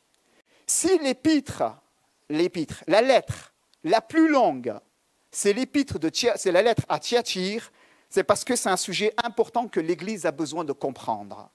Et Jésus est en train de mettre en évidence quelque chose. C'est que le plus grand danger de l'Église, c'est cela. C'est l'esprit de Jézabel, bien-aimé. C'est l'esprit de Jézabel. L'esprit de Jézabel qui se définit dans ces points que je viens de citer. Alors pardonnez-moi, je reprends. Oui, le crâne, les pieds et les paumes des mains. Donc le crâne, c'est le système de pensée, bien-aimé. C'est le système de pensée. Fais comme le monde, c'est pas grave. Dieu n'a rien contre. C'est le système de pensée. Les pieds, c'est le style de vie, bien-aimé. Et les mains, ce sont les œuvres. Et quand vous lisez bien l'épître tranquillement, l'épître, je dis, la lettre, eh bien, à Thyatire, à plusieurs reprises, il est parlé des œuvres. Il y a les œuvres de l'Église, il y a les œuvres de Jézabel et il y a les œuvres de Christ. Bien-aimés, on est toujours dans cette même réalité spirituelle. L'Église est appelée à combattre un combat qui est spirituel, bien-aimés, qui est plus grande que nos petites personnes, et contre cet esprit-là qui veut conduire l'Église à un certain compromis. Comprenez? À adopter le système de pensée, à adopter le style de vie, c'est la marche. Et pourquoi pas à adopter les œuvres, en croyant que ce n'est pas grave. Le Seigneur, eh bien, s'en accommode tant qu'on est dans une dynamique et que nos dernières œuvres sont plus importantes que les premières. Tant qu'on est dans la foi, la persévérance, etc. Mais Jésus dit non. C'est un ferment, ça, dans l'Église. C'est un ferment. Et quand nous lisons dans les épîtres, et quand je pense au livre des Actes des Apôtres, au premier concile de Jérusalem, eh bien, l'Écriture nous montre que la consigne qui va être donnée à Paul, qui va apporter cette bonne nouvelle que l'évangile était prêché aux nations païennes, c'était quoi? C'était de s'abstenir des animaux étouffés, du sang, de l'impudicité et des viandes sacrifiées aux idoles. D'accord? On retrouve la même chose, bien-aimés. On retrouve la même chose. Et nous avons besoin, bien-aimés, de veiller aussi sur nos cœurs par rapport à l'évangile que nous embrassons. Vous savez, je vais vous partager un texte, si tu peux le mettre, s'il te plaît. Un texte qui m'a parlé en méditant le message, en préparant le message. C'est le danger mortel de la grâce bon marché. Le danger mortel de la grâce bon marché. Je vais vous le lire, la suite va être indiquée sous vos yeux. La grâce à bon marché, c'est la prédication du pardon sans repentance. C'est le baptême sans discipline ecclésiastique. C'est la Sainte Seine sans confession des péchés. La grâce à bon marché, c'est la grâce qui n'accompagne pas l'obéissance. La grâce sans la croix, la grâce abstraction faite de Jésus-Christ vivant et incarné, la grâce à bon marché ne nous a pas ouvert le chemin qui conduit à Christ, elle nous l'a fermé. Elle ne nous a pas appelés à l'obéissance, mais elle nous a endormis dans la désobéissance. C'est intéressant de lire cela, Dietrich Bonhoeffer, qui a écrit cela, un pasteur protestant lors de la Seconde Guerre mondiale, qui s'est dressé contre le régime hitlérien, finalement qui va être mis à mort lui aussi. Mais il va parler déjà à l'époque de cette grâce bon marché. L'esprit, écoutez bien, l'esprit de Jézabel veut nous emmener à embrasser une grâce bon marché. Comprenez ce que je veux vous dire, bien-aimés? L'esprit de Jézabel veut nous emmener à ça. J'en appelle, bien-aimés, au travers de ce partage que je vous fais ce matin, eh bien, à ce que nous puissions les uns les autres être conscients de ces choses-là. Et Jésus va dire à cette église, voilà, moi ce que j'ai contre toi, c'est que tu laisses cette femme-là. C'est que tu laisses. Que Dieu me garde de laisser ces choses-là être enseignées ou encore être répandues. Que Dieu me garde ces choses-là. Mais la suite, s'il te plaît, on va aller vers la fin du message. On va aller plus loin, s'il te plaît, si tu peux mettre... Allez, tu peux me suivre simplement. Mais la parole de Dieu nous montre que dans cette église-là, il y avait deux catégories de personnes. Bien heureusement, il n'y avait pas ceux qui embrassaient ces choses-là, mais il y en avait d'autres. L'Écriture nous dit, eh bien, à vous tous, les autres de Thyatire, eh bien, qui ne pratiquaient pas ces œuvres, qui ne se tournent pas vers ces choses-là. Il va leur dire, je ne mets pas sur vous d'autres fardeaux. Alléluia. Le message ce matin, écoutez bien cela. Il est là pour mettre en éveil notre foi, notre cœur, par rapport aux réalités dans lesquelles nous vivons. Pour pouvoir dénoncer certains esprits qui parfois veulent agiter l'Église ou travailler au sein de l'Église et conduire l'Église dans une voie de compromis, vous comprenez, vers une grâce à bon marché. D'accord? Mais ce message n'est pas là pour ajouter sur le cœur des croyants un fardeau. Jésus le dit très clairement, je ne mets pas sur vous d'autres fardeaux. Comprenez? C'est très facile de vouloir mettre des fardeaux sur les épaules des gens. En disant, ouais, voilà, eh bien, en fait, pour avoir le standard biblique, pour être comme ceci, comme cela, il faut que tu fasses ça, ça, ça, ça, ça et ça. C'est très facile. Comprenez? C'est très facile de prêcher un évangile pharisianique, c'est-à-dire les pharisiens. C'est tout. Il faut que, il faut que, il faut que, il faut que, il faut que. Jésus dit non, je ne mets pas sur vous d'autres fardeaux. Vous avez déjà reçu l'enseignement nécessaire. L'enseignement nécessaire, c'est quoi? C'est le suivant. Eh bien, c'est le fait que, alors que tu as embrassé l'évangile, Jésus t'a dit, garde ton cœur plus que toute autre chose, parce que de lui jaillissent les sources de la vie. Amen. C'est tout ce qui compte aux yeux du Seigneur Jésus. Et c'est pour ça que Jésus ne dit pas à ceux qui ne sont pas compromis, eh bien voilà, pour pouvoir être bien, il faut faire ça, ça, ça, ça, ça et ça. Non, il dit, je ne mets pas d'autres fardeaux sur vous. Je vous ai déjà tout enseigné. Alléluia. Jésus ne change pas en cours de route. Il a dit, venez à moi, vous tous qui êtes fatigués et chargés, et je vous donnerai du repos. Il a dit, prenez mon joug sur vous, recevez mes instructions, et vous trouverez le repos pour vos âmes, parce que mon joug est doux et mon fardeau léger. Alléluia. Il a dit cela dans les évangiles. Plus tard, dans les actes, eh bien, il va dire, on ne vous impose pas un autre fardeau. Et des décennies plus tard dans l'Apocalypse, le discours n'a pas changé. Il dit, je ne mets pas sur vous d'autres fardeaux. Alléluia. On n'est pas appelé à embrasser un évangile où on va ployer sous les fardeaux comme ça. Parfois, moi, j'écoute des frères, leurs prédications, que Dieu me garde. J'espère ne pas faire la même erreur. Et pardonnez-moi si vous l'avez ressenti un jour. Mais une prédication culpabilisante. Culpabilisante. Il faut que, il faut que, il faut que, il faut que. Toujours il faut que. Toujours. La parole de Dieu n'est pas une prédication culpabilisante, mais, mais sanctifiante. Alléluia. Vivifiante, transformatrice. Béni soit le Seigneur. Alléluia. Je ne mets pas sur vous d'autres fardeaux. Le Seigneur dira. Le Seigneur Jésus dira. Je ne mets pas sur vous d'autres fardeaux. Alléluia. Au vainqueur, à celui qui garde mes œuvres. On veut garder ses œuvres. Amen. Jusqu'à la fin, je donnerai autorité sur les nations. Et avec un sceptre de fer, il les fera paître comme on brise un vase d'argile. Alléluia. Voyez-vous, je l'ai dit tout à l'heure en introduction et on va s'arrêter là. La ville de Thyatire, c'était une ville qui n'attirait pas l'attention de l'Empire romain. Elle était juste bien située géographiquement parlant, mais elle n'est pas Pergame, elle n'est pas Éphèse, elle n'est pas Smyrna, rien à voir avec ces gens-là. D'accord? Mais Jésus parle à cette église-là, et il dit à cette église, eh bien, à celui qui vaincra, eh bien, je lui donnerai le sceptre d'or. Amen. Et il pètera les nations avec une verge de fer, lui aussi. Je lui donnerai autorité sur les nations. Alléluia. Et à l'église, alors que les hommes regardent l'église comme étant des petites gens qui n'ont pas d'intérêt finalement, Jésus dit, eh bien, qu'il nous élève à son rang, lui, si nous sommes fidèles. Alléluia. C'est cela que Jésus est en train de dire. Amen. Il dit aux chrétiens de Thyatire, vous n'êtes pas importants aux yeux de Rome, mais à mes yeux, vous êtes tellement importants. Tellement importants. Et si vous êtes fidèles, je vais vous élever à ce rang-là. Alléluia. Et avec moi, vous allez régner. Et avec moi, vous allez paître les nations avec des verges de fer. Alléluia. Béni soit le Seigneur. Amen. Alors que le Seigneur, dans sa grâce, nous donne de pouvoir persévérer, pouvoir courir la course qui nous est réservée. Alléluia. Et de garder nos cœurs de ces choses-là, de cet esprit de Jézabel qui veut parfois corrompre l'Église. Si cette dernière a été précipitée de la muraille et qu'il n'est resté que le crâne, les pieds et les mains, eh bien, nous voulons nous souvenir que le même esprit agit aussi aujourd'hui dans les fils de la rébellion. Et il veut être un ferment mauvais au sein de l'Église. Et nous voulons dénoncer ces choses-là afin que Dieu nous donne de marcher dans la sainteté. Amen. Merci Seigneur pour ta parole ce matin que nous avons partagée.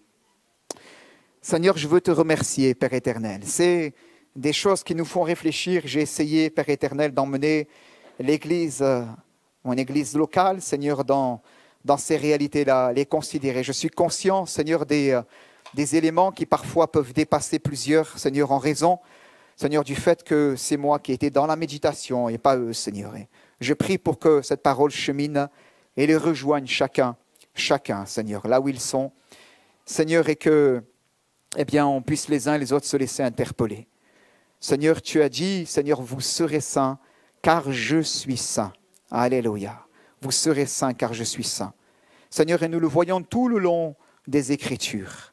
Si tu nous as adoptés par le Fils de ton amour, alors qu'on était tellement loin de toi, qu'on était des pécheurs, Seigneur, qu'on a fait pratiquer des œuvres qui sont indignes d'être nommées, cependant, Seigneur, eh bien, tu demeures ce Dieu exigeant, qui ne transige pas avec le péché, Seigneur, qui ne transige pas avec ces choses-là, et qui nous appelle à une marche dans la sainteté. Je prie, c'est là ce que j'ai voulu dire ce matin, Seigneur, à mes bien-aimés, à mes frères et mes sœurs. Je prie pour que tu nous aides à cheminer vers ces choses-là, Seigneur, les uns les autres.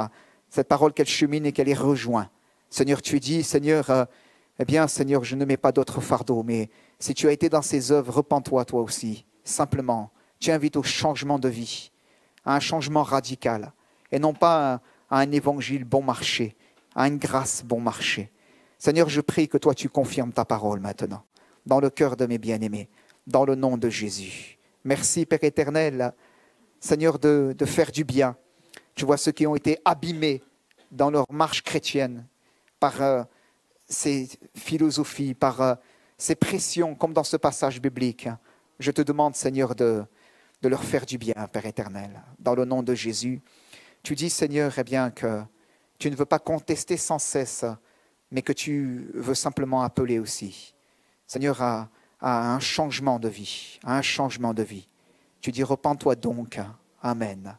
Repens-toi donc. S'ils se repentent de leurs œuvres, Seigneur, tu invites juste à ce changement de vie.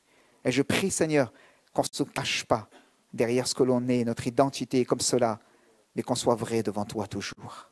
Alléluia. On va terminer ces moments par la prière, mais je veux laisser le temps aussi à cette parole simplement de rejoindre nos cœurs. Amen. Et je veux juste là simplement relire. Restons nos yeux fermés. Restons nos yeux fermés. Relire simplement ce verset. Jésus dit, je lui ai donné du temps afin qu'elle se repente. C'est la femme Jézabel. Mais elle était là, elle était vraiment personnifiée dans cette église. Et elle ne voulait pas se repentir de sa débauche. Jésus dit, je vais la jeter sur un lit et envoyer une grande tribulation à ceux qui commettent adultère avec elle. Le lit, c'est le lit de la souffrance. Et il dit, voilà, ceux qui commettent adultère avec elle, c'est-à-dire ceux qui me sont infidèles en un mot, eh bien, je vais aussi les sanctionner, à moins qu'ils ne se repentent de leurs œuvres. Alléluia. À moins qu'ils ne se repentent de leurs œuvres. Et parfois, ça peut être notre cas, et je le dis sans jugement aucun. Peut-être ça parle à quelqu'un. Seigneur, il parle là de repentance de mauvaises œuvres. Amen. Alléluia. Et il continue, il dit à vous tous de Thyatire qui ne reçoivent pas cette doctrine. Et bien heureusement, dans l'Église, il y en a beaucoup qui ne reçoivent pas ce genre de doctrine. Alléluia. Qui ne pratiquent pas ce genre d'œuvre. Jésus dit, je n'ai pas sur vous d'autres fardeaux, seulement, ce que vous avez, retenez-le jusqu'à ce que je vienne. Alléluia.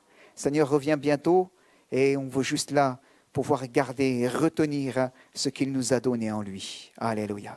Gardons ce moment juste quelques secondes encore, s'il vous plaît, nos yeux fermés devant le Seigneur et laissons cette parole sonder nos cœurs et nos reins dans une introspection un instant. Alléluia.